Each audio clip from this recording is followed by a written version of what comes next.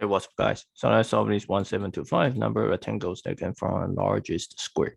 So you have rectangles where Li and Li and Wi represent the I is a rectangle of length I and the width I, and you can form a square. And the length of the square constraint are k less equal to Li, k less equal to Wi.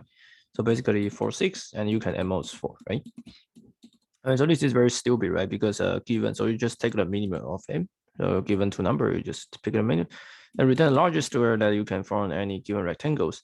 For example, 5, 8, 3, 9, 5, 12, 16, 5, you get 3, right? Because this guy you choose 5, this guy you choose 3, this guy you choose 5, this guy you choose 5.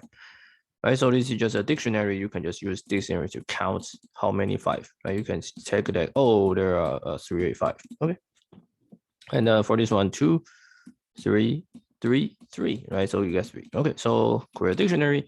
And for each rectangles, you choose a minimum and add 1, right? So basically you just count the minimum and then return the maximum D keys. So basically it's the largest and then pick the how many of them. Okay, so very simple. That's it. Okay, see you guys next videos.